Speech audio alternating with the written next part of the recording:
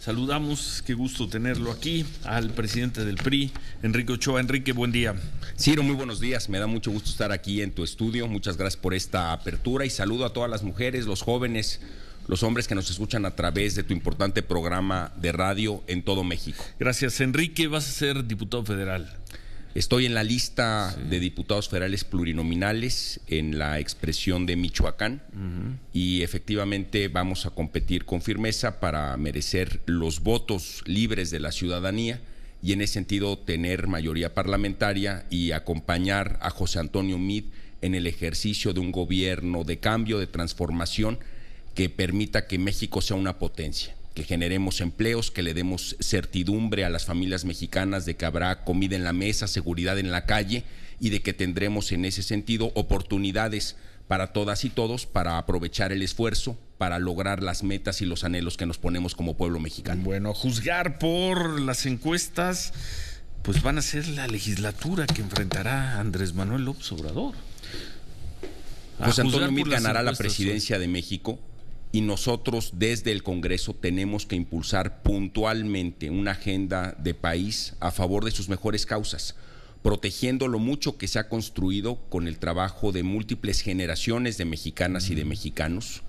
Y también tenemos que construir las transformaciones, los cambios que la sociedad demanda. Si gana José Antonio Meade, ya nos dijo que va a ganar, ustedes tienen que decir que ganan, pero si no ganar y ganar a López Obrador, ustedes van a ser la línea de defensa de la reforma energética, de la reforma educativa. Y de un modelo de país muy puntual, Ciro, que se fundamenta en el Estado de Derecho, en la construcción de instituciones, en la creación de oportunidades de empleo y de desarrollo para las mujeres, los jóvenes y los hombres de México. Por eso José Antonio Meade va a ser presidente de la República con más del 40% del voto, Ciro, porque vamos a cuidar a México de quienes lo quieren convertir en Venezuela. México no merece ese destino. En Venezuela no hay comida en los supermercados, no hay medicinas en las farmacias. Y tenemos que trabajar todos en esta elección para que por la vía democrática, pacífica, incluyente, en unidad, México continúe avanzando con firmeza y no permitamos que todo lo que ha logrado el país y todo lo que debe de lograr hacia adelante con José Antonio Meade se ponga en riesgo por la amenaza que representa López, el partido político Morena y esa voluntad que tienen de convertir a México en Venezuela. No lo podemos permitir, tenemos que avanzar con firmeza a defender a nuestro país. Bueno, ¿qué pasó con el caso Gerardo Ruiz Esparza? Platícanos.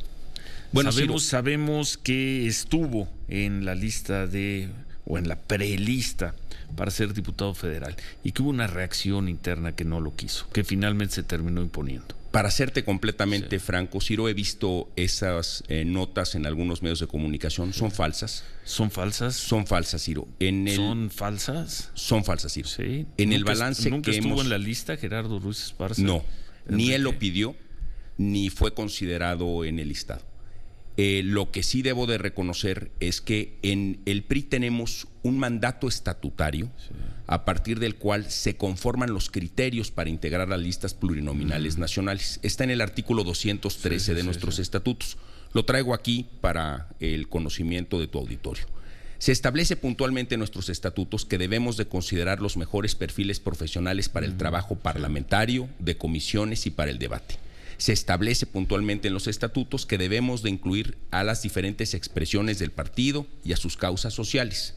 Y se nos obliga a garantizar la paridad de género y fomentar la participación de los jóvenes. En la lista que estamos presentando ante la ciudadanía, que hemos registrado ante el Instituto Nacional Electoral, cuida perfectamente estos elementos estatutarios. Traemos perfiles ciudadanos que también abonan al trabajo del partido, como lo establece nuestra normatividad. Y ahí tienes candidaturas muy interesantes, como la de Lorena Cruz, la líder del Instituto Nacional de las Mujeres. Déjame terminar el punto, Gerardo Ruiz Esparza. Entonces fue falso. Fue falso. Vi las notas en distintos espacios. No fue falso, Enrique, no fue falso. Se manejó su nombre. No, tenemos buenos testimonios ahí adentro, por todos lados, de que el nombre estuvo. No sé si es una lista preliminar. Y que hubo un jaloneo fuerte. Finalmente tú puedes decir que fue producto de la discusión interna, de la democracia en el partido. No, Ciro, mira, yo no podría... O sea, ¿nunca nadie propuso a Gerardo Ruiz Esparza? No. Y en ese sentido déjame ser muy claro. Cuando surgieron distintos listados, de los cuales se derivaron muchas especulaciones, inmediatamente el Comité Ejecutivo Nacional emitió comunicados de prensa. Yo salí a hablar con los distintos representantes de los medios de comunicación en el partido, a comentarles que esos listados son falsos, eran falsos, fueron falsos. Y en ese sentido se genera una especulación sobre distintos perfiles. Pero esos listados no eran ni los que el partido político estaba analizando, ni los que habían llegado de distintas expresiones del partido, que déjame decirte que es un proceso muy interesante de recabar dentro de los sectores, las organizaciones, las distintas expresiones territoriales, pero también de los distintos comités directivos estatales, las propuestas de mujeres, de jóvenes y de hombres para formar parte de un listado tan importante para el país.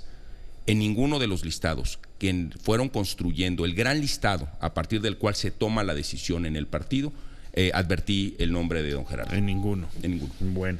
Oye, ¿y qué pasó con Manlio Fabio Beltrones? ¿Tampoco nunca estuvo? Uy. En el partido tenemos también el reconocimiento amplio a quienes han sido presidentes nacionales del PRI. De hecho, la lista, como ha sido del conocimiento público, incluye a 2 expresidentas nacionales con grandes méritos, a Beatriz Paredes y a Dulce María Sauri. Por supuesto que un expresidente nacional que tiene grandes méritos en el trabajo parlamentario y en el trabajo de partido es Manlio Fabio Beltrones, pero él tomó la decisión de no ser considerado en el listado. Y en consecuencia seguimos analizando perfiles profesionales, parlamentarios del partido, y hemos conformado un listado que hemos presentado ante el Instituto Nacional Electoral con perfiles muy profesionales para el trabajo parlamentario, para el trabajo de comisiones y para el debate. Porque lo más importante es construir desde el Congreso las mejores alternativas de transformación para México. Tenemos que cuidar el desarrollo de nuestro país. Nos ha costado mucho trabajo a los mexicanos, a través del esfuerzo de generaciones de mujeres y de hombres, el construir un país que va avanzando con firmeza. Y tenemos que profundizar en los cambios que necesitamos para generar mejores oportunidades para todas y todos. En ese compromiso estamos en el Partido Revolucionario Institucional. A eso van los distintos perfiles a competir para merecer el voto ciudadano, y a partir de ese voto vamos al Congreso a defender a México. José Calzada deja una Secretaría de Estado, la Secretaría de Agricultura, y aparece como suplente. Se va a dirigir el movimiento territorial, ya sabemos, y aparece como suplente. José Calzada hoy... No le entiendo a esa. Bueno, José Enrique, Calzada no le entiendo muchas cosas, entre otras a la de José Calzada. Mi reconocimiento a José Calzada. Él pidió incorporarse a los trabajos del partido precisamente porque reconoce la importancia que tiene esta elección para el futuro de México. José Calzada hoy encabeza el movimiento territorial. El procedimiento estatutario establece puntualmente el mecanismo para que él llegue a dirigir el movimiento territorial. Yo tuve la oportunidad de platicar con él el día sábado, lo hicimos de conocimiento público a través de los medios de comunicación, vimos la foto. Pero a lo largo de las últimas semanas y meses, José Calzada ha estado cercano, ha estado involucrado y además está claramente comprometido con un México que se sustente en el Estado de Derecho, en la creación de oportunidades para el sector agrícola y para los distintos sectores y clases medias mexicanas. Y los resultados lo avalan.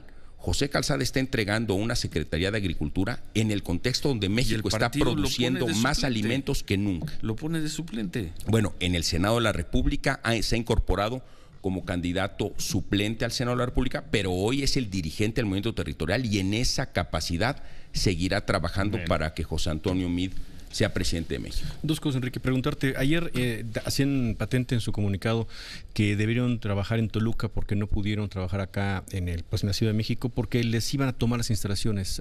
¿Quién les iba a tomar las instalaciones? Tenemos protocolos en el partido para reaccionar cuando hay alguna alerta de que nos puedan tomar las instalaciones.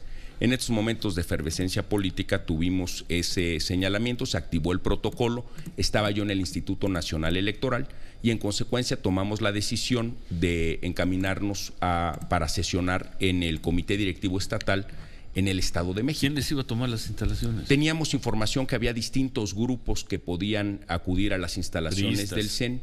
Bueno, pues hay distintas organizaciones vinculadas y lo que decidimos hacer es cuidar la integridad física de nuestros integrantes de la Comisión Política Permanente, y entonces acudimos a las instalaciones del Comité Directivo Estatal en el Estado de México. Lo hicimos inmediatamente público a través de un boletín de prensa, sesionamos conforme a derecho y ha quedado la documentación acreditada ante el Instituto Nacional Electoral anoche. Oye, y la otra, la semana pasada escuchamos a Roberto Sandoval, exgobernador de Nayarit, pues hablar de su circunstancia en una primera entrevista hace 6 meses que dejó la gubernatura. Un día antes hablamos con su abogado, vimos lo de la carpeta abierta, pero fue particularmente enfático cuando le preguntábamos sobre ti y decía: el presidente de mi partido se ha sumado a los ataques de la guerra sucia del frente. En el PRI me han juzgado sin siquiera haberme hablado.